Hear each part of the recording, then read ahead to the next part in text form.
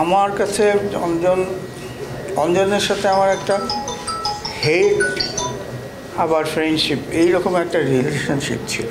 এটা কেউ আমরা বলতাম না, কিন্তু আমিও জানতাম, সেও জানতাম যে এক ধরনের টেনশন কাজ করতো আমাদের লাইফে। এটা মূলত শর্ট ফিল্ম ফোরাম এবং তার কার্যক্রম,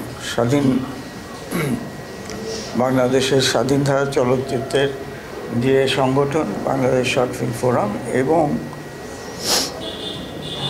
তার সাথে যারা যুক্ত মানুষ আছে তাদের কাছে।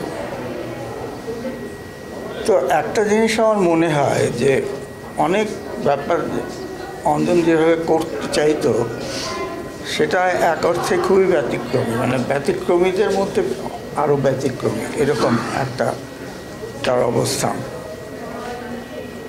সে তো ব্যক্তিগতভাবে প্রচণ্ড মিশুক ছিলেন, শিক্ষকতা করেছেন দাপটের সাথে। এত স্বল্প যার কাজের উদাহরণ আমরা 3টা ছবির মধ্যেই কেবলমাত্র দেখতে পাচ্ছি। তো সেইখানে আমার যেটা খুব যে একটা জিনিস, যে বাংলাদেশে চলচ্চিত্রের ক্ষেত্রে যারা ভালো কাজ করেন বা করেছেন তারা বেঁচে থাকবে এই সম্পর্কে আমি সম্পূর্ণ আস্থাশীল। একটা জিনিস দেখবেন যে আমার সবসময় মনে হয় যে বাংলাদেশ সিনেমার একটা সম্পূর্ণ একটা অন্য চিত্র খুঁজে পাওয়া যায় যখন একটি চলচ্চিত্র একজন নির্মাতা তৈরি করেন এবং সেই চলচ্চিত্রটি বাংলাদেশের সর্বশ্রেষ্ঠ চলচ্চিত্রগুলির একটি। আমি সুজয় দেওল বাড়ির কথা বলছি।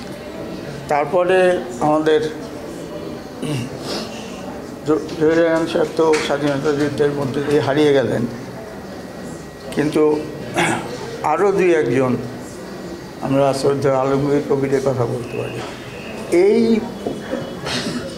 কি বলবো, এই ব্যাকগ্রাউন্ড থেকে বা এর আলোকে যদি আমরা অঞ্জনের কাজকে বিচার করি তাহলে বলতেই হবে যে অনেক বেশি উদার মনের এবং অনেক বেশি অনুভবের প্রকাশ করার চেষ্টা ছিল জাহিদুর রহিম অঞ্জনের।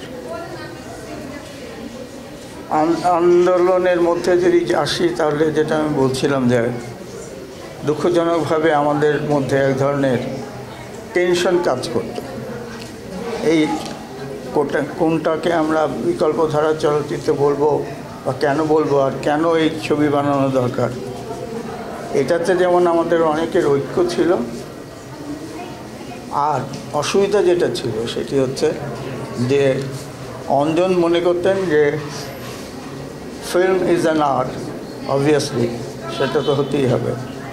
আরেকটা জিনিস মনে করতেন যে উনি টেকনিক্যালি এবং অ্যাস্থেটিক্যালি এমন একটা ছবি বানাতে চান বা এমন কিছু ছবি বানাতে চান যেগুলো ইউরোপিয়ান আর্ট সিনেমার ধাঁচে তৈরি। এইখানে আমাদের একটা কী বলবো ভাবনার ব্যত্যয় ঘটেছিল। আমরা বেশি বাজেটে এই ধরনের ছবি বানাবো নাকি আরও কম বাজেটে এমন ছবি বানাবো যেটা প্রাতিষ্ঠানিকতাকে চ্যালেঞ্জ করতে পারে। তো এই নিয়ে আমাদের মধ্যে একটা অনগোয়িং ঝগড়া বলতে পারেন বা আলাপ বলতে পারেন, সেটা হতে পারে।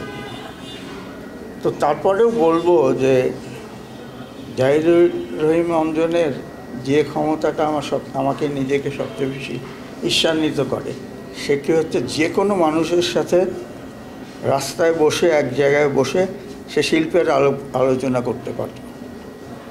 কে শুনল না শুনল বড় ব্যাপার না, বড় ব্যাপার হচ্ছে যে সে যেটাকে শিল্প বলে জানতো বা জানতে চাইছিল তার প্রভাব যেন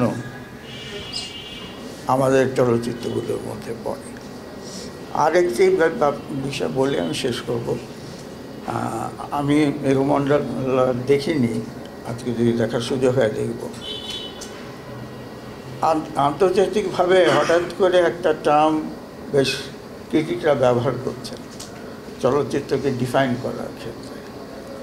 তো সেই